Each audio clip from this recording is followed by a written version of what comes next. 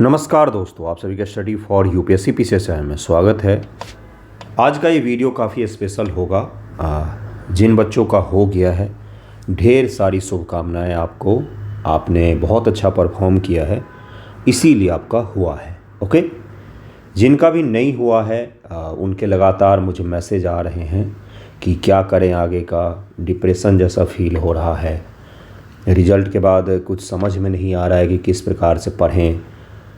देखिए, मैं आपको एक चीज़ बताता हूँ, जिनका हुआ है ना, मैक्सिमम लोगों को मैंने पीटी के पश्चात से बहुत सारे बच्चे ऐसे थे जिन्होंने यही बोला था कि लग नहीं रहा है कि होगा इस बार।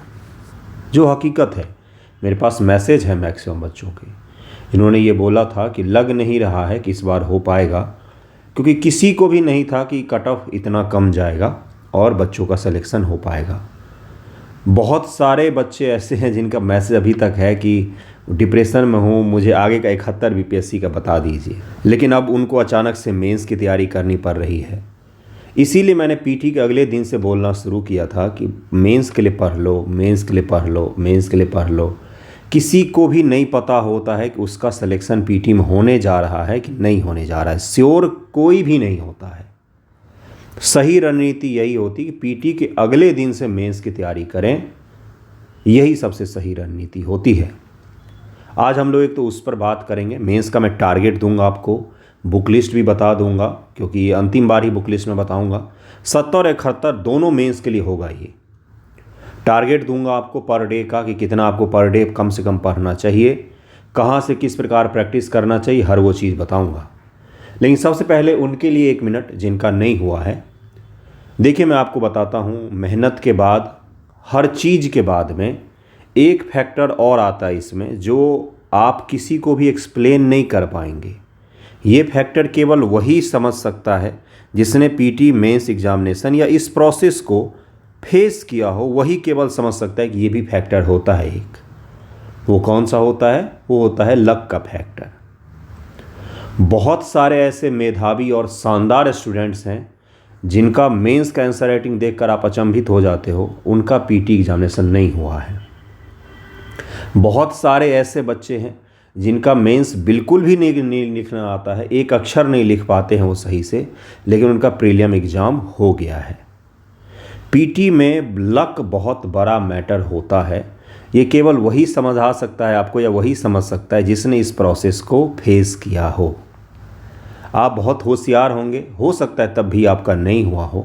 आपने साल भर मेहनत किया है, 2-2 साल से मेहनत कर रहे हों, 2-4 नंबर 5 नंबर से चूक गए हों। और कुछ ऐसे भी छात्र छात्राएं होंगे जिन्होंने कम मेहनत किया था तुलनात्मक रूप से, लेकिन पीटी उनका हो गया है। इसीलिए आप अपने फेल्योर को, पीटी में जो आपका फेल हुआ है आप, उसको आप किसी को भी एक्सप्लेन नहीं कर पाते हैं कि मेरा क्यों नहीं हुआ। ये सबसे बड़ी दुविधा होती है इस एग्जामिनेशन की, जो मैं समझ सकता हूँ आपके लिए। और जिनका हुआ है वो भी ये एक्सप्लेन नहीं कर पाते कि मेरा पीटी क्यों हो गया है। ये प्रोसेस ही ऐसा है, समझिएगा इस चीज़ को। मेंस की बात बिल्कुल अलग है। इसलिए मैं आपको बोलूँगा, जिनका भी नहीं हुआ है, किसी को भी एक्सप्लेन मत कीजिए। 100 तरह के लोग 100 बातें आपको सुनाएंगे, एक्सेप्ट कीजिए उसको। जो जितना क्रिटिसाइज कर रहा है, चुपचाप आंख कान बंद करके उसको एक्सेप्ट कर लीजिए। जिस दिन आपका रिजल्ट आएगा, जो कि आएगा ही, इस प्रोसेस का हिस्सा अगर आप जेन्युइन ईमानदारी से रहेंगे ना, तो आज आए या 3 साल बाद आए, रिजल्ट आपका ज़रूर आएगा। इतना तो मैं गारंटी ले सकता हूँ। तो जिस दिन आपका रिजल्ट आएगा, उस दिन क्रिटिसाइज करने वाले को भी आपको कुछ नहीं बोलना है, उनको अपने आप जवाब मिल जाता है। बस इस प्रोसेस का अगर आप हिस्सा हैं तो ईमानदारी पूर्वक लगे रहिएगा। आज आप फेल हुए हैं, एक्सेप्ट कीजिए, कल से फिर से पढ़िए, फिर से रीस्टार्ट कीजिए, फिर से बेसिक से शुरू कीजिए। यही तरीका होता है, इसका प्रोसेस का हिस्सा ही यही है। तो ये कोई अलग चीज़ नहीं है, समझिएगा इसको। 1 साल का एग्ज़ाम होता है, 1 दिन के रिजल्ट के बाद फिर आप 1 साल पीछे चले जाते हैं। क्या आप वाकई 1 साल पीछे जाते हैं? नहीं। दरअसल में आपने 1 साल में जो पिछले मेहनत किया है ना, वो आपको मदद करता है अगले साल के एग्ज़ाम के लिए। फिर से शुरू कीजिए बेसिक से, देखिए कहाँ पर चूक हो गई है, और मेंस का पढ़िए। मेंस की तैयारी कीजिए 6 महीने, उसके बाद फिर पीटी एग्ज़ाम में लगेंगे। प्रैक्टिस करते समय एसएससी लेवल का भी प्रैक्टिस कर लेंगे, ग्रुप सी लेवल का भी प्रैक्टिस कर लेंगे और यूपीएससी लेवल का भी कर लेंगे। क्या करें, हम बीपीएससी के अभ्यर्थी हैं आप लोग, तो हमें ये करना ही पड़ेगा, कोई और अपने पास में रास्ता है नहीं, क्योंकि एग्ज़ाम का पैटर्न वैसा हो गया है पीटी का। लेकिन इसको लेकर उदास होकर बैठ गए कि अब तो मेरा पीटी नहीं हुआ, कोई और करें, कुछ और करें, तो फिर आपके लिए मुश्किल हो जाएगा। क्योंकि ये एग्जामिनेशन का प्रोसेस ही है साल भर का, आपको पूरा 1 साल डेडिकेटेड देना पड़ता है इसको, चाहे वो यूपीएससी हो चाहे वो बीपीएससी हो। ओके, इतना क्लियर हो गया होगा। तो कुछ उदास नहीं होना है, थोड़ा सा बुरा तो लगेगा ही, क्योंकि 1 साल 2 साल 3 साल से मेहनत कर रहे हैं आप, लेकिन कोई बात नहीं, एक्सेप्ट कीजिए उसको, फिर से एक बार कोशिश कीजिएगा रीस्टार्ट करने की। कई सारे बच्चे अभी भी मैसेज कर रहे हैं कि एग्ज़ाम कैंसिल होना चाहिए, धांधली हुआ है। मेरे पास कम से कम 140 के करीब में बच्चे इकट्ठा हुए हैं, 140 या 30 हैं जिन्होंने पीटी क्वालिफाई किया है। बिल्कुल सही सुन रहे हैं आप, मेरे पास है इतने कम से कम। 140 में से 130 को तो मैं पर्सनली जानता हूं, जो अत्यंत साधारण, सामान्य और गरीब परिवार से बिलोंग करते, कोई हाई फाई बड़े परिवार से नहीं है, सामान्य मिडिल क्लास है या गरीब परिवार से। उसमें से कोई भी पैसा देकर पेपर नहीं खरीद सकता, इतना तो मैं जानता हूं सबको। तो मैं कैसे बोल दूं कि वो सारे के सारे धांधली से पास हुए हैं।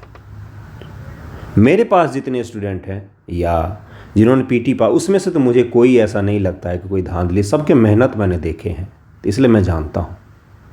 जो नहीं भी हुए हैं उनके भी मेहनत मैंने देखे, उनके लिए मुझे ज़्यादा बुरा लग रहा है। आई होप आप समझेंगे, इसलिए अच्छा होगा मेंस पर आप ध्यान दें, मेंस की तैयारी करें। क्या क्या आज हम लोग बातचीत करेंगे इसमें, देखिए जो मैं 70 बीपीएससी मेंस आपका अप्रैल माह के अंत में हो सकता है। डिटेल मैं आपको टारगेट दूंगा सभी विषयों के, GS1 GS2 और आर्ट एंड कल्चर, सभी के मैं आपको टारगेट दूंगा कि पर डे मिनिमम 5 से 6 टॉपिक पढ़िए। टॉपिक भी दूंगा आपको और आपको पढ़ना पड़ेगा। मेंस दिन का उन्हें अपनी कैपेसिटी को पुश करना पड़ेगा। नो मैटर आप जॉब में हैं या कहीं पर भी हैं, तो जॉब के साथ आपको नींद छोड़कर पढ़ना पड़ेगा। 4 घंटे ही सोइए 2 महीने, कोई मर नहीं जाता है। मैं आपको हकीकत बताऊं, कितनी ही बार मैं 6 घंटे शायद ही कभी सोता हूँ। जो लोग मेरे ग्रुप से जुड़े उनको पता होगा, शायद ही कभी मैं 6 घंटे सोता हूँ। कुछ नहीं होता है, ये सब बकवास बातें हैं कि 6 घंटे सोना स्वस्थ शरीर, कुछ नहीं होता। थोड़ा सा फिजिकल एक्टिविटी कीजिए, 4 साढ़े 4 घंटे सोएंगे तो भी तंदुरुस्त रहेंगे आप। जिनका जॉब है मैं उनके लिए कह रहा हूँ, जिनका जॉब नहीं है आप कृपया करके अच्छे से नींद भी लें, सही रहेगा आपके लिए। जिनका जॉब है, जॉब के साथ आपको करना पड़ रहा है, तो अपने नींद को त्यागिए 2-4 महीने। और जॉब के साथ में मेंस की तैयारी कठिन होती है, लेकिन करना तो पड़ेगा ही आपको। क्या क्या करेंगे आज हम लोग, एक तो देखेंगे कि क्या क्या पढ़ना चाहिए, कहाँ से पढ़ना चाहिए, सोर्स देखेंगे, टॉपिक देखेंगे, डिटेल में समझेंगे और किस प्रकार का रूटीन होना चाहिए वो भी समझेंगे। मेंस एग्जामिनेशन की सबसे बड़ी खासियत होती है कि बच्चे इसमें समझते हैं केवल आंसर राइटिंग करना है। इसमें मेंस एग्जामिनेशन की तैयारी के लिए केवल आंसर राइटिंग करना है, नहीं। आंसर आप किस चीज़ का लिखेंगे अगर आपके पास में कुछ है ही नहीं तो। जिनका अगले साल मेंस होगा 71 के लिए, उनके लिए भी मैं कह रहा हूँ, सबसे पहले हमें क्या करना होता है, सबसे पहले हमें पढ़ना होता है। किस चीज़ को पढ़ना होता है भाई, तो टॉपिक को आपको पढ़ना पड़ता है, करंट अफेयर को आपको पढ़ना पड़ता है, DI का आपको प्रैक्टिस करना पड़ता है, समझना पड़ता है। अगर मैं आपसे बोलूँ कि 1857 ईस्वी के कारण और परिणामों को लिखिए, समझा रहा हूँ, बहुत बड़ा कॉन्सेप्ट समझिएगा। कारण और परिणाम को लिखिए, आप क्या करेंगे, कलम उठाएंगे क्योंकि आपका ये सबसे बेसिक टॉपिक है। आप लिखेंगे कारण, उसमें सामाजिक, आर्थिक, राजनीतिक सारा भर के दे देंगे मुझे 5 से 7 मिनट में, 8 मिनट में, 6 मिनट में आपका आंसर, शॉर्ट आंसर कंप्लीट होना चाहिए 6 से 7 मिनट में। आप मुझे मैक्सिमम 10 मिनट, मान लीजिए 20 मिनट में, लेकिन आप लिख जरूर देंगे। क्यों? क्योंकि ये टॉपिक आपको आता है। एग्जामिनेशन में जो समय किल होता है, मेंस एग्जामिनेशन की मैं बात कर रहा हूँ, वो है सोचने में समय आपका ज़्यादा जाता है। अगर आपको किसी टॉपिक पर बहुत ज़्यादा सोच कर लिखना पड़ रहा है तो वहाँ पर आपका समय बहुत ज़्यादा खराब होता है। 3 घंटे में GS2 पेपर में, 3 घंटे में GS2 में कितने सवाल लिखने होते हैं, तो 5 लॉन्ग फॉर्मेट के होते हैं, 5 या 4 देखिएगा लॉन्ग फॉर्मेट के होते हैं, और 15 के करीब में शॉर्ट फॉर्मेट के सवाल होते हैं। बिल्कुल सही सुन रहे हैं आप, शॉर्ट फॉर्मेट के 15 सवाल और 4 से 5 आपको लॉन्ग फॉर्मेट के सवाल होते हैं जो आपको लिखने होते हैं 3 घंटे में। आपकी कैपेसिटी अभी ये है कि 3 घंटे में 3 लॉन्ग फॉर्मेट आप लिखते हैं। इस कैपेसिटी को कैसे बढ़ाना पड़ेगा, तो जब आप टॉपिक का अध्ययन करेंगे, आप आंसर राइटिंग का प्रैक्टिस करेंगे, अभ्यास करेंगे, तब जाके आपका समय जो है धीरे धीरे कम होने लग जाएगा। कई सारे बच्चे मुझसे पूछते हैं, एक एक करके डील करते चढ़ते हैं चीज़ों को, सबसे पहले टेस्ट सीरीज़ की बात करते हैं। बहुत सारे बच्चों ने जनवरी में ही टेस्ट सीरीज ज्वाइन कर लिया पीटी के तुरंत बाद ही। हो सकता है आपकी रणनीति कुछ हो, मैं उस पर कभी सवाल नहीं उठाऊंगा, सही हो आपकी रणनीति। लेकिन मैं हमेशा सजेस्ट करता हूं कि जब आप एक बार कम से कम सिलेबस से गो थ्रू हो जाएं, तभी टेस्ट सीरीज़ लगाने का कोई खास बेनिफिट होता है। नहीं तो आप टेस्ट सीरीज़ लगाने जाएंगे, वहाँ पर 20 में से आप 5 सवाल लिखेंगे, 15 सवाल आपके छूट जाएंगे, 15 सवाल का आप मॉडल आंसर उठा करके ले आएंगे।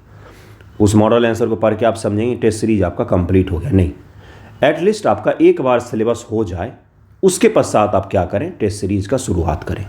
या मोर देन 60% भी आपका सिलेबस हो जाता है तो आप उसके बाद टेस्ट सीरीज की शुरुआत करें। ये मेरे हिसाब से सही तरीका होता है।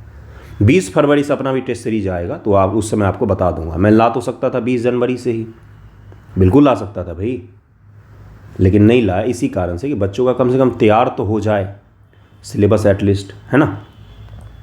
टेस्ट सीरीज उसी समय सही रहेगा। टारगेट मैं दे देता हूं आपको, बुक लिस्ट भी बता देता हूं। सबसे पहले किताबों के नाम बता देता हूं क्योंकि बहुत सारे मैसेज आते हैं। ये 71 बीपीएससी के लिए भी होगा, पीटी के लिए मैं अलग से बुक बताऊंगा, लेकिन फिलहाल मेंस के लिए मैं डिटेल में आपको बता रहा हूं। कृपया करके ये पीडीएफ भी डाउनलोड कर लीजिएगा। Study for UPSC PCS Telegram channel पर आपको मिल जाएगा पीडीएफ, या जिनके पास में बुक है वो इस हिस्से को स्किप करके आगे के टारगेट वाले हिस्से पर जा सकते हैं। बुक लिस्ट बहुत सारे बच्चों को मैसेज आ रहे हैं, इसीलिए मैं बता रहा हूं। और आपको एक चीज़ बता रहा हूं कि बुक लिस्ट हो सकता है कि आपका कोई और हो, मैं जो बताऊं उसकी जगह कोई और हो, लेकिन अगर वो सिलेबस को फुलफिल कर रहा है वो बुक, तो वो बुक आपके लिए परफेक्ट है।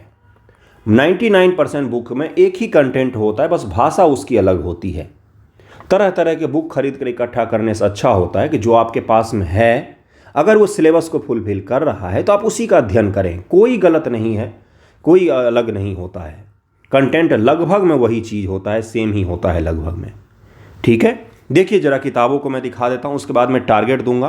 पर डे 5 से 6 टॉपिक आपको पढ़ना है और रात को 1 से 2 घंटा मिनिमम, 3 घंटा मिनिमम आपको आंसर राइटिंग घिसना पड़ेगा।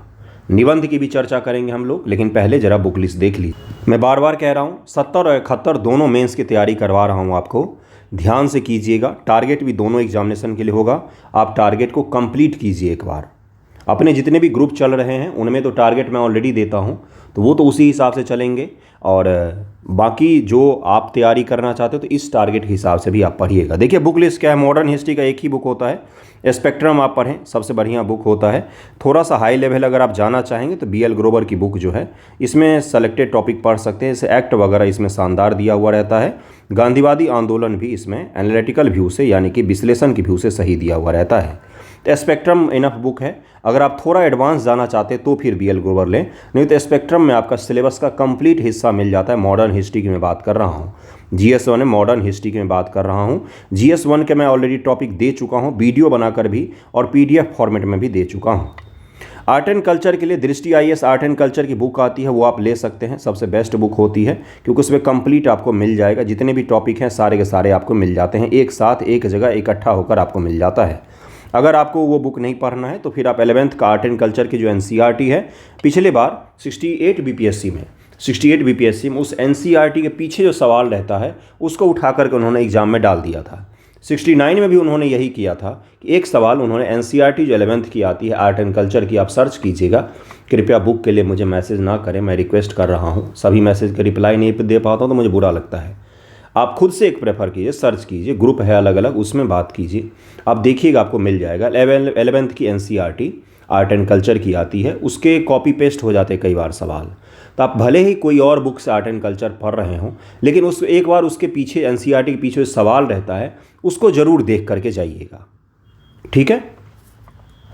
IR के लिए विजन IR 365 जो आएगा, ये बेस्ट बुक है। हालांकि मैंने 10 टॉपिक IR का इंपॉर्टेंट बताया है, अपने चैनल पर मौजूद है, और IR के मैं 10 टॉपिक आपको पढ़ाऊंगा भी।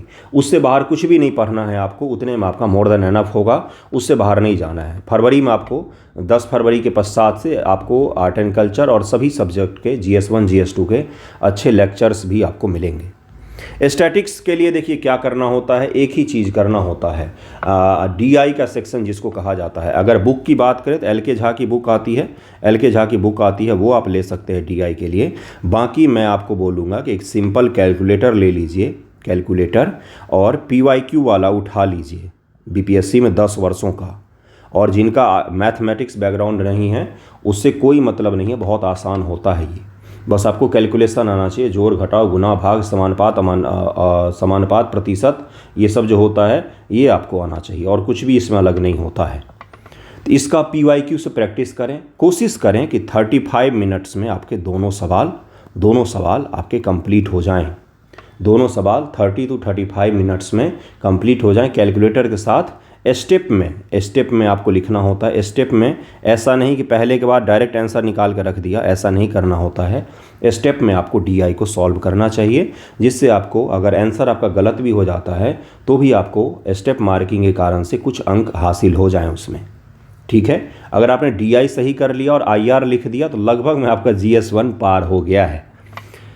ये GS1 का था। GS1 में इसके अलावा कुछ भी मत कीजिएगा, मैं आपको डिटेल टॉपिक भी अभी दूंगा।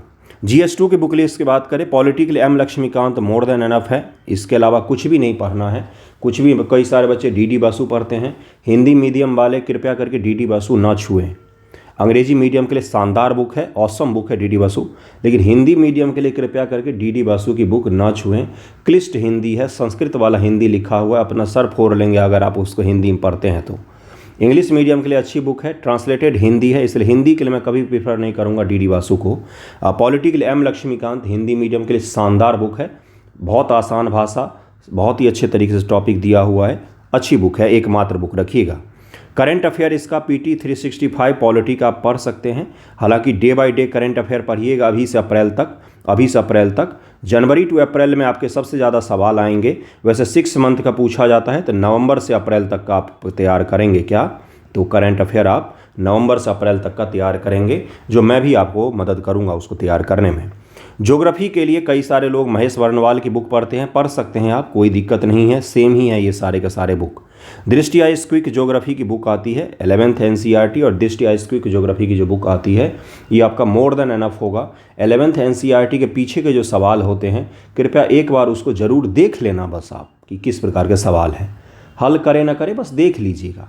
बाकी करंट अफेयर का ज्योग्राफी में स्कोप हो गया है आजकल।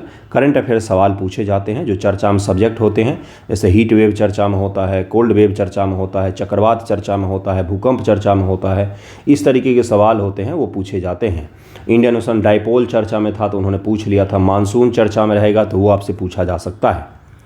इकोनॉमिक्स में जो भी सवाल मैक्सिमम पूछे जाते हैं ये आपके करंट अफेयर से ही बेस्ड होते हैं।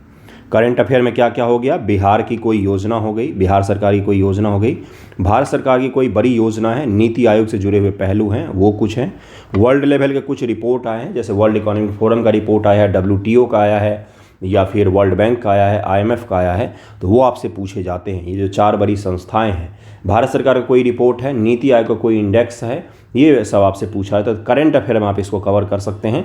PT 365 इसके लिए सही रहेगा, आप उससे इसको कवर कर सकते हैं। Monthly magazine, daily newspaper discussion अगर आप देखते हैं उससे भी आपका कवर हो जाएगा। साइंस एंड टेक के लिए सबसे पहले करंट अफेयर ही होता है, लेकिन उससे भी पहले एक चीज़ होता है साइंस एंड टेक में BPSC में, वो है PYQ। BPSC का और UPSC का पिछले 10 वर्षों का अगर आपने PYQ का अच्छे से विश्लेषण किया है तो मैक्सिमम सवाल 95% ज़्यादा सवाल साइंस एंड टेक के यहीं से पूछे जाते हैं। हालांकि बिहार सरकार की अगर कोई योजना आई है जो विज्ञान प्रौद्योगिकी से जुड़ा हुआ हो या टेक्नोलॉजी से जुड़ा हुआ हो, जैसे E-गवर्नेंस जैसी जो चीज़ें हैं वो भी पूछी जाती हैं, क्योंकि वो चर्चा में रहता है, तो उसके पहलू और उसके लिए कौन कौन से पहल चलाए गए हैं, कौन कौन सा इनिशिएटिव लिया गया E-गवर्नेंस वगैरह का, वो आपको देखना पड़ता है, वहीं से सवाल आपसे पूछे जाते हैं। बिहार स्पेशल सभी में इंक्लूड होगा, सभी में जब मैंने बोला तो किस में होगा, बिहार स्पेशल ज्योग्राफी में भी इंक्लूड हो जाएगा, इकोनॉमिक्स में भी हो जाएगा, पॉलिटी में भी हो जाएगा, हिस्ट्री में भी इंक्लूड हो जाएगा, करंट अफेयर में भी इंक्लूड हो जाएगा बिहार स्पेशल। ये कहाँ से तैयार करें, तो ये आपको अलग से पढ़ने की आवश्यकता नहीं पड़ती। आप जो भी बिहार स्पेशल का बुक आपने अभी तक पढ़ा होगा, कोई भी बुक पढ़ सकते हैं। मेंस वाली book KBC nano BPSC mains की बुक आती है, दृष्टि IAS BPSC मेंस की बुक आती है, जिसमें GS1 GS2 बिहार स्पेशल के दृष्टिकोण से दिया हुआ रहता है। दोनों में से कोई भी एक बुक ले लें। कई सारे बच्चे अलग अलग कोचिंग संस्थान के भी बिहार स्पेशल के रहते हैं, वो भी पढ़ते हैं।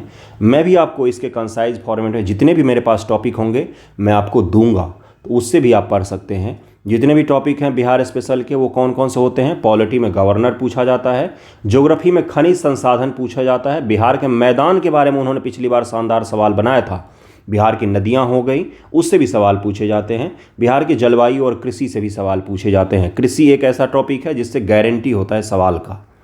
तो ये आपका बिहार स्पेशल का टॉपिक हो गया।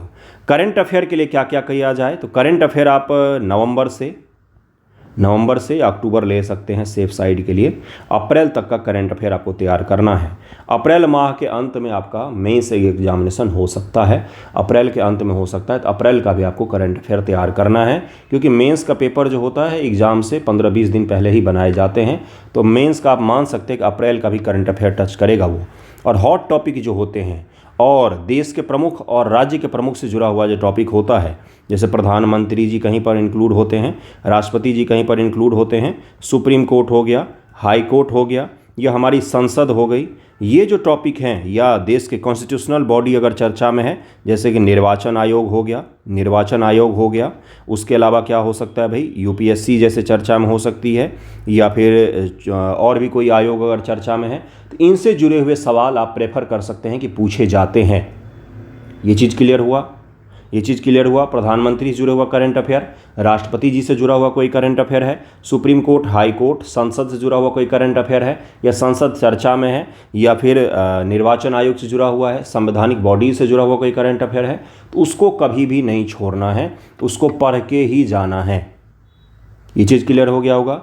कोई एक्ट, अधिनियम अगर पारित हो जाता है तो फिर वो आपसे पूछा जा सकता है, विधेयक नहीं पूछा जाएगा।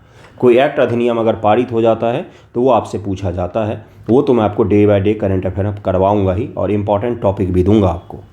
करंट अफेयर आप इसी से तैयार कर सकते हैं। विजन IAS मंथली मैगजीन अगर आपके पास में हो, नवंबर से लेकर के कब तक का, अप्रैल तक का। अप्रैल का तो बाद में आएगा, नवंबर से लेकर मार्च तक का मैगजीन तो आई थिंक आपको एग्ज़ाम से पहले मिल ही जाएगा। मैं भी आपको मैगजीन दूंगा, उसमें से आप पढ़िएगा, उसको डिटेल में पढ़ना है आपको। करंट अफेयर 6 मंथ का भी पढ़ना है। 71 BPSC वाले जो हैं वो भी इस करंट अफेयर को पढ़ें। ऐसा नहीं है कि ये उनके लिए नहीं है, मैं बार बार कह रहा हूँ, ये दोनों मेंस के लिए है। आप एक बार मेंस के हिसाब से खुद को तैयार तो कीजिए, भले ही आपका PT नहीं हुआ हो, लेकिन ऐसा मान करके चलिए कि मुझे अप्रैल तक में मेंस का पूरा सिलेबस इस हिसाब से तैयार करना है कि मेरा एग्जामिनेशन है मेंस में, अप्रैल में मेरा एग्जामिनेशन है। ये सोच करके आपको तैयार करना पड़ेगा। एक टारगेट जब तक दिमाग में नहीं होता है ना, आप भटकते हैं, तो भटकिए मत। मान करके चलिए कि 20 अप्रैल से पहले मुझे मेंस का पूरा सिलेबस तैयार करके बिल्कुल तैयार हो जाना है एग्जामिनेशन के पॉइंट ऑफ व्यू से। अगर आप इस जुनून के साथ में पढ़ेंगे तो अप्रैल तक मैं आपका सिलेबस का 71 वालों के लिए कह रहा हूँ, जिनका 71 का है, आपका PT मेंस दोनों के सिलेबस का मोर देन 85% तैयार हो जाएगा। एक टारगेट दिमाग में सेट होना चाहिए। क्यों PT से पहले अच्छी पढ़ाई होती है भाई? इसी कारण से होती है। अब जरा टारगेट देख लेते हैं, टारगेट पर आ जाते हैं, डिटेल में समझते हैं टारगेट को। ज़्यादा समय नहीं बर्बाद करूंगा आपका। सबसे पहले GS2 का हमने टारगेट डिसाइड किया है। देखिए, मैं आपको एक चीज़ बताता हूँ, अब जिनका मेंस है अभी और जिनका अगले साल भी है, वो ध्यान से सुने। जो ग्रुप में जुड़े हुए हैं, जिनका अभी GS1 चल रहा है, वो तो GS1 हम लोग जल्दी कंप्लीट करके GS2 को शुरू कर लेंगे। GS1 के साथ है क्या, स्टैटिक टॉपिक उसके बहुत लिमिटेड हैं, आसानी से तैयार किए जा सकते हैं, कम डायमेंशन है उसमें और कम समय में उसको तैयार किया जा सकता है। मैं अगर सच बताऊं आपको, तो मॉडर्न हिस्ट्री GS1 का आप 1 सप्ताह में तैयार कर सकते हैं। 1 सप्ताह बहुत हो गया। आर्ट एंड कल्चर आप 4 से 5 दिनों में तैयार कर सकते हैं। तैयार जब मैं बोल रहा हूँ तो लिख पढ़ के बिल्कुल रट फट के सब कुछ करके तैयार कर सकते हैं आप। ये ठीक है। मैं ज़्यादा इसलिए धीरे धीरे लिखवा रहा हूँ ग्रुप में अभी, क्योंकि बच्चे अभी सीख रहे हैं। ठीक है, बिल्कुल बेसिक से सीख रहे हैं। वो पढ़ते हैं, डिटेल में समझते हैं चीज़ों को, गलती करते हैं, सुधार करते हैं, इसलिए समय लग रहा है उसमें। फिर भी मैं जल्द ही GS2 सारे ग्रुप में भी शुरू हो जाएगा। GS2 का मैं टॉपिक इसलिए आपको पहले दे रहा हूँ, और आपको मैं ये बोलूँगा कि GS2 को पहले आप तैयार कीजिएगा। DI का डेली एक बना लीजिए प्रैक्टिस का, कि DI मुझे रोज़ 1 घंटा से 1.5 घंटा मुझे DI रोज़ प्रैक्टिस करना है। बाकी पहले आप GS2 के टॉपिक को तैयार कर लीजिए, क्योंकि डिटेल होता है ये, समझिएगा। हो सकता है मैं उल्टी गंगा बहाने की कोशिश कर, सर पहले GS1 तैयार करते। कोई बात नहीं, आप अपने हिसाब से वो भी कर सकते हैं। मैं प्रेफर इसलिए GS2 को करवाता हूँ पहले, क्योंकि मुझे लगता है कि GS2 थोड़ा सा थोड़ा सा क्या, बहुत ज़्यादा डायमेंशन है इसके, बहुत ज़्यादा फैला हुआ है, इसको समेटना बहुत मुश्किल होता है बच्चों के लिए। इसलिए शुरुआत में आप GS2 के टॉपिक को प्रेफर करें। मेरे पास जो मेंस के बच्चे हैं उनको मैं GS2 से ही शुरू करवाऊंगा। मेंस के लिए जो बच्चे हैं उनकी मैं बात कर रहा हूं। बाकी जो अभी चल रहा है उसमें भी GS2 जल्द ही शुरू होगा। क्यों मैंने बोला? क्योंकि इसीलिए बोला कि GS1 को आप 7 से 8 दिन में तैयार कर सकते हैं। Static topic, I repeat, static topic. Current affair उसका भी विस्तारित है। वो जब आप GS2 के लिए करंट अफेयर पढ़ेंगे तो GS1 का भी करंट अफेयर तैयार हो जाता है। बस IR का आपको 10 टॉपिक मात्र अलग से पढ़ना है, 10 ही टॉपिक अलग से पढ़ना है। बाकी करंट अफेयर जो आप पढ़ेंगे तो वो GS1 और GS2 का कोई अलग अलग करंट अफेयर नहीं है। पिछली बार सुप्रीम कोर्ट का क्वेश्चन GS1 में पूछा गया था और एक सवाल GS2 में पूछा गया था जो GS1 का था करंट अफेयर के हिसाब से देखें तो। इसलिए दोनों अलग नहीं है, करंट अफेयर एक ही है, IR बस अलग है। अब क्या करना है?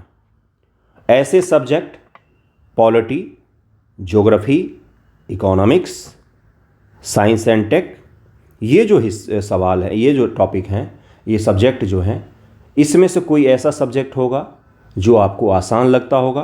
पॉलिटी कई सारे बच्चों को आसान लगता है, कई सारे को ज्योग्राफी आसान लगता है, जिनका साइंस बैकग्राउंड है उनको साइंस एंड टेक आसान लगते हैं। ये चीज़ क्लियर है।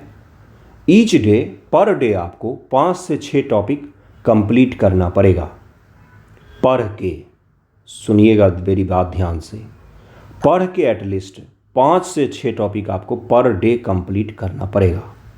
जिनका मेंस है या जिनका नहीं भी है, मैं आपको कह रहा हूँ अपने कैपेसिटी को पुश कीजिए। संविधान की उद्देशिका या प्रस्तावना 1 आवर से 2 आवर का है कि नहीं है? पढ़ने की मैं बात कर रहा हूँ, प्रैक्टिस पर नहीं आया हूँ मैं, उस पर आऊँगा मैं, लेकिन एटलीस्ट पहले पढ़ें तो एक बार। नए राज्यों का गठन, प्रक्रिया और मुद्दे हैं। नागरिकता CAA की बात करें क्योंकि करंट अफेयर है। नागरिकता जब आएगा तो इसमें करंट अफेयर क्या हो जाएगा? H1B वीज़ा हो जाएगा जो चर्चा में है। US से भारत जो बाहर भेजा जाएगा, PIO हो गया, OCI हो गया, ये सब चीज़ें चर्चा में है, तो वो आप इसको कनेक्ट करेंगे। लेकिन पहले स्टैटिक तो पढ़ें आप, पहले स्टैटिक तो एक हिस्सा कंप्लीट हो। एक बार ये तो हो कि मैंने पॉलिटी पढ़ लिया, एक बार ये तो हो। मौलिक अधिकार, मौलिक कर्तव्य। मौलिक अधिकार थोड़ा सा लंबा है, इसलिए हो सकता है कि एक दिन में, जिस दिन आप मौलिक अधिकार को टारगेट बनाएं, एक दिन में आपके 3 ही टॉपिक कंप्लीट हों रीड करके। पहली बार मैं पढ़ने के लिए बोल रहा हूं आपको। पर डे का जो रूटीन होगा 8 आवर का, उसमें 4 से 5 घंटे पढ़ने पर देना है, 1 से 1.5 घंटा रोज़ करंट अफेयर का देना है, और बाकी समय जो भी बच जाए आपका 1 घंटा, 1.5 घंटा, 2 घंटा, उसको आपको राइटिंग पर देना है, लिखने पर देना है। लिखने में क्या लिखना है वो मैं आऊँगा, लेकिन पहले ये तो देखिए, टॉपिक तो देखिए। पर डे आपको 5 से 6 टॉपिक का टारगेट रखना है। कई सारे बच्चे ऐसे होंगे जो 4 टॉपिक ही कर पाएंगे, कई सारे 3 ही कर पाएंगे, लेकिन एक टारगेट इसमें से आपके पास होना चाहिए। कुछ सोचेंगे कि मैं ये 3 टॉपिक आज करूँगा, कोई सोचेगा कि मैं आज ये 5 टॉपिक करूँगा, लेकिन आपको करना ही पड़ेगा ऑन एनी हाउ। जिनका भी मेंस है अप्रैल में, करना ही पड़ेगा। नहीं करेंगे तो आपका छूटेगा टॉपिक नहीं छूटना चाहिए, क्योंकि कुछ भी वहाँ पर पूछा जा सकता है। केंद्र राज्य संबंध हो गया, संघवाद हो गया, सहयोगी प्रतिस्पर्धी संघवाद हो गया, विशेष राज्य का दर्जा हो गया। ये सारे टॉपिक आपको एक दिन में कर लेने चाहिए। एक दिन अगर आप बैठेंगे कि केंद्र राज्य संबंध क्या क्या है, टॉपिक है केंद्र राज्य संबंध, आपको मिल जाएगा M लक्ष्मीकांत में, वहाँ पर बैठिएगा। उसके बाद जब आप इस टॉपिक को पढ़ लेंगे तो आपको अपने आप करंट अफेयर याद आएगा। कहाँ GST का एक मुद्दा है, एक मुद्दा यहाँ पर आर्थिक पहलू को लेकर है, केंद्र सरकार सही से पैसों का बंटवारा नहीं कर रही है। विशेष बलों की नियुक्ति को लेकर है, CRPF BSF की नियुक्ति को लेकर कई बार विवाद हो जाता है, राज्यपाल की नियुक्ति को लेकर कई बार विवाद हो जाता है। तो रिलेशन किस प्रकार से होते हैं? राजनीतिक संबंध होते हैं, आर्थिक संबंध होते हैं, यही तो 2 मुख्य रूप से होता है। ओके। उसके बाद से राष्ट्रपति, राज्यपाल, मुख्यमंत्री, राष्ट्रपति का निर्वाचन, राज्यपाल की नियुक्ति संबंधित मुद्दे। राष्ट्रपति पढ़ेंगे तो राज्यपाल आपका कंप्लीट हो जाता है, प्रधानमंत्री पढ़ेंगे तो मुख्यमंत्री आपका कंप्लीट हो जाता है। राष्ट्रपति का निर्वाचन अलग से इसलिए पढ़ना पड़ता है क्योंकि सवाल इससे पूछे जाते हैं। हालांकि अभी हाल के वर्षों में चुनाव नहीं हुआ है, पिछले से पिछले साल हुआ तो 2022 में हुआ था या 23 में, तो उसके लिए आपको राष्ट्रपति का निर्वाचन लेस इंपॉर्टेंट टॉपिक हो गया। पंचायती राज व्यवस्था, स्थानीय सुशासन, बिहार पंचायती राज संस्थानों का प्रदर्शन और मूल्यांकन। अगर आप पंचायती राज पढ़ने बैठते हैं, सबसे पहले क्या पढ़ना होता है कि भाई समितियां कौन कौन सी थी, एक बार बस आपको पढ़ना होता है, ज़्यादा डिटेल में नहीं जाना में। जिस समिति के सुझाव पर इसकी स्थापना हुई है उसको आप केवल पढ़िएगा, बाकी करंट अफेयर आपको पढ़ना होता है पंचायती राज में।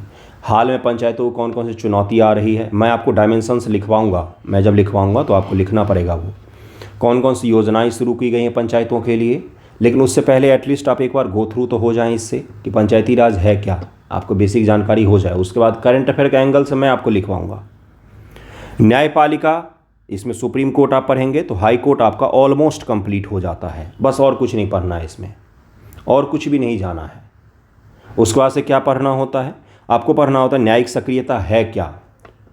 10 मिनट का टॉपिक है, एम लक्ष्मीकांत पे देखिएगा, आपको मिल जाएगा। एग्जाम्पल, करंट के एग्जाम्पल जैसे चुनावी बॉन्ड न्यायिक सक्रियता का उदाहरण हो गया। जैसे और क्या हो सकता है, एनजेएसी न्यायिक सक्रियता का उदाहरण हो गया, हाल फिलहाल में ही हुआ है। ये जो सुप्रीम कोर्ट के समक्ष तरह तरह के मामले आते हैं क्या है, तो न्यायिक सक्रियता का उदाहरण में आप उसको ऐड करके लिख सकते हैं। न्यायिक पुनरीक्षण यानी कि पुनरावलोकन जो किया जाता है, जुडिशियल रिव्यू जिसको कहा जाता है इंग्लिश में, उसको तो 1973 का फैसला है केशवानंद का। और हाल के कौन कौन से इस प्रकार के आए हैं उसमें भी एनजेएसी आ जाएगा, चुनावी बॉन्ड उसमें भी आ जाएगा। और कौन कौन सी चीज़ें आ सकती है जहाँ पर सुप्रीम कोर्ट ने किया हो भाई, तो SC/SC एक्ट को लेकर किया था, बाद में उसको सरकार ने पलट दिया था। तो ये क्या है, ये एक टॉपिक हो गया आपका। पिछली बार उन्होंने पूछा था सवाल, इसलिए मैं कह रहा हूँ कि न्यायिक प्रक्रिया जो है, रिव्यू की प्रक्रिया, उसका क्रिटिसिज्म करते हुए लिखिए, यही पूछा गया था। Critically analyse judicial review system जो पूछा गया था। तो ये क्या हो गया आपका, एक टॉपिक हो गया, और उससे जुड़े हुए करंट अफेयर आपका तो हो गया। निर्वाचन आयोग हो गया। संविधान में संशोधन की प्रक्रिया का पिछले बार पूछा गया था। क्रिटिकली एनालाइज, संविधान में संशोधन की जो प्रक्रिया है उसको क्रिटिकली एनालाइज कीजिए, क्या उसकी खामियां हैं।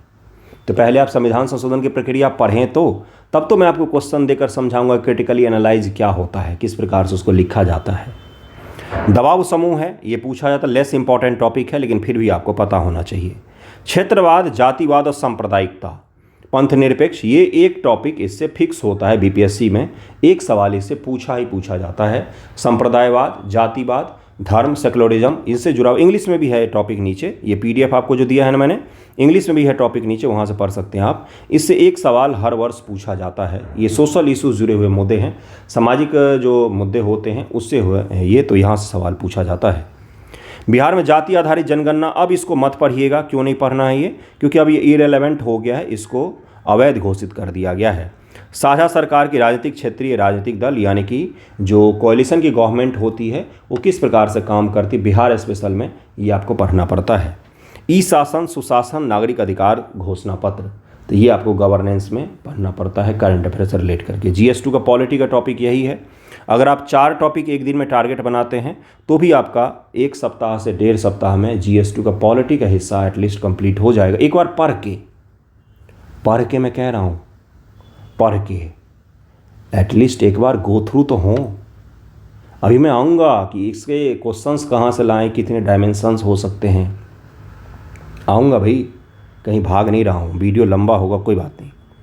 इसी प्रकार से अर्थव्यवस्था का भी टॉपिक है, जिसमें बिहार में औद्योगिक विकास जो है, बिहार में खनिज संसाधन और बिहार का औद्योगिक विकास, ये सबसे बेस्ट टॉपिक होगा आपके मेंस एग्जामिनेशन के लिए। बेरोजगारी आधा घंटा का टॉपिक है। बेरोजगारी होता क्या है, कितने प्रकार का है, वर्तमान बेरोजगारी का क्या भारत में स्थिति है, कैसे उसका समाधान हो सकता है, बस यही है। बेरोजगारी एक दिन का टॉपिक है, 1 घंटे का एक्चुअली में। समाधान में एक होता है सरकारी प्रयास, सरकार किस प्रकार से कर रही है, skill India, startup India, stand up India, ये सब जो है कार्यक्रम जो नाम के हैं, इनकी चर्चा बस करनी है। आपके सुझाव क्या हो सकते हैं कि भाई स्किल्ड दिया जाए लोगों को, अच्छी एजुकेशन मिले, रोज़गार के लिए भारत सरकार को क्या करना चाहिए, तो मैन्युफैक्चरिंग सेक्टर को बूस्ट करना चाहिए, इस प्रकार के सुझाव आप दे सकते हैं। खाद्य सुरक्षा एवं सामाजिक सुरक्षा, खाद्य सुरक्षा और सामाजिक सुरक्षा जुड़े हुए सवाल कभी कभार पूछे गए हैं, लेस इंपॉर्टेंट लेकिन आपको पता होना चाहिए। आर्थिक नियोजन पंचवर्षीय योजना लेस इंपॉर्टेंट है लेकिन आपको पता होना चाहिए कि क्या होता है, हो सकता है पूछी जा सके। करंट अफेयर ही आएगा मैक्सिमम अगर 10 सवाल पूछे जाते इकोनॉमिक्स में, तो उसमें 9.8 सवाल जो होंगे ना वो आपके करंट अफेयर से होंगे।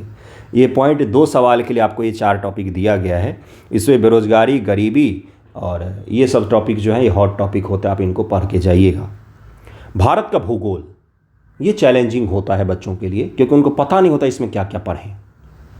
इसको 2 भागों में बांटिएगा, भारत का भूगोल, बिहार का भूगोल। ठीक है। भारत के पहाड़ हिमालय से लेकर, हिमालय रीजन ही भारत पहाड़ है, बाकी के कौन से हैं पठारी प्रदेश में आते हैं भारत में। आप उसको एक बार में कंप्लीट कर सकते हैं। हिमालय है, हिमालय के साथ क्या क्या पढ़ना होता है पहाड़ में, इनका महत्व क्या है, निर्माण कैसे हुआ, पहली बात तो निर्माण कैसे हुआ, दूसरा क्या होता है महत्व क्या है, सामाजिक, आर्थिक, राजनीतिक, स्ट्रैटेजिक, सांस्कृतिक, किस प्रकार से इनका महत्व है। कोई भी ज्योग्राफी की किताब उठाएंगे, महेश बर्नवाल की उठाएं, दृष्टि हाईस्कूल की ज्योग्राफी की बुक उठाएं, उसमें आपको ये मिल जाएगा। हिंदी इंग्लिश में सारी ये बुक आती हैं, सारा महत्व आपको मिल जाएगा। निर्माण पढ़ें तो वो हो गया फिजिकल ज्योग्राफी का हिस्सा, और उसके महत्व अगर पढ़ेंगे तो आपका आर्थिक भूगोल और सामाजिक भूगोल का हिस्सा हो जाता है, और आर्थिक और सामाजिक भूगोल लिखा हुआ है।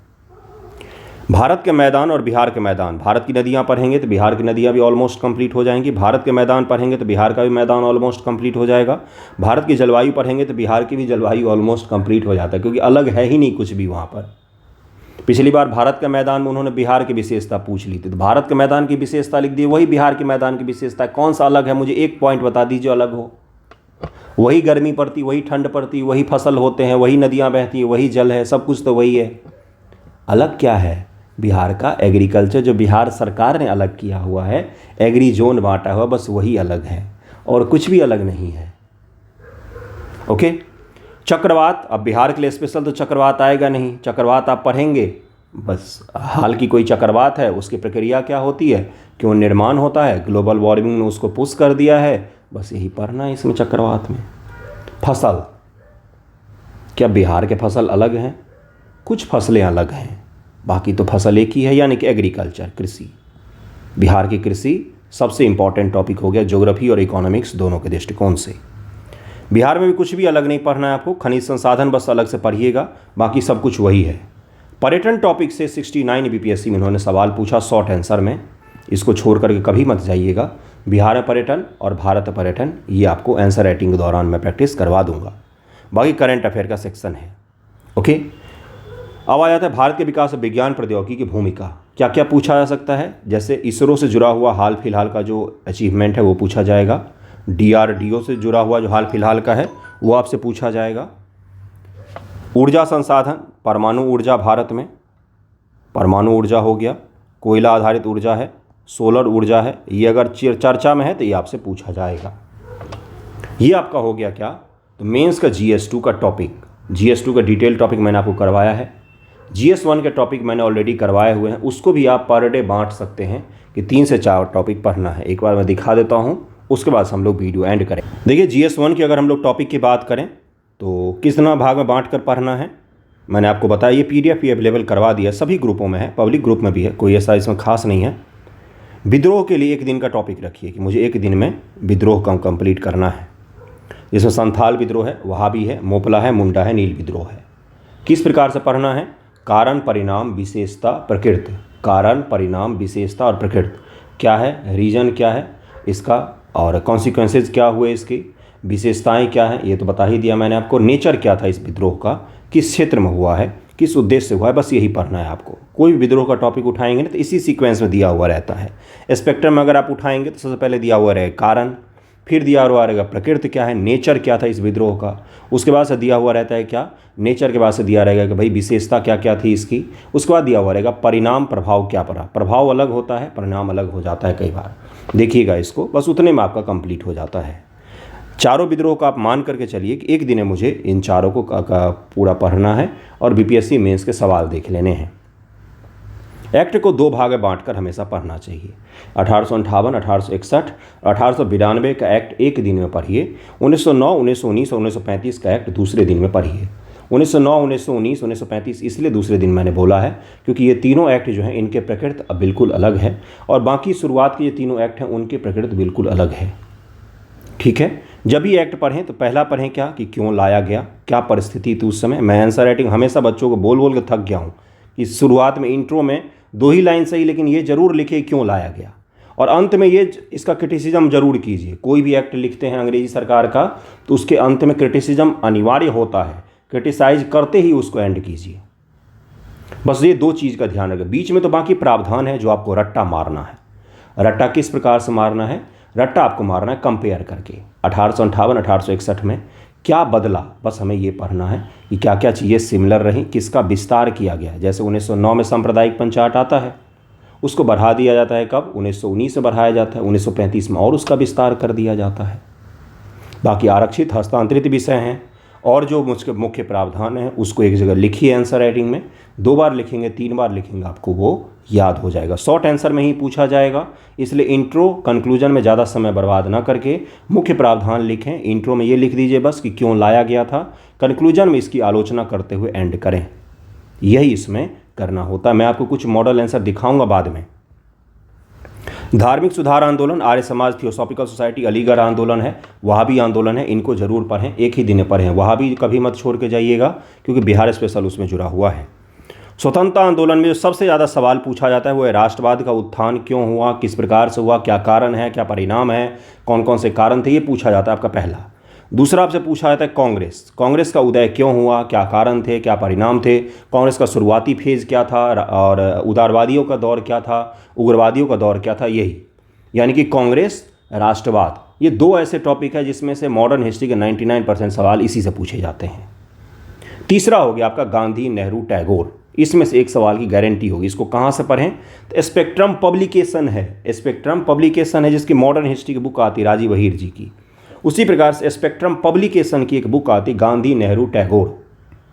पॉकेट साइज़ की बुक होती है लेकिन महंगी होती है, बिल्कुल सही, पॉकेट साइज़ है लेकिन उसके कंपेयर में आपको दाम उसका ज़्यादा लगेगा, वो खरीद लीजिएगा। उसमें गांधी, नेहरू, टैगोर बुक का ही नाम है। क्या नाम है? गांधी, नेहरू, टैगोर, इंग्लिश हिंदी दोनों मिलता है। उसमें से गांधी, नेहरू, टैगोर को पढ़ेंगे, उसके सवाल प्रीवियस ईयर में जो आए हैं उसका प्रैक्टिस कर लेंगे तो ये तीनों टॉपिक आपका कंप्लीट हो गया। 38 नंबर आपने सिक्योर कर लिया क्योंकि गांधी, नेहरू, टैगोर में से एक सवाल गारंटेड है पूछा जाएगा।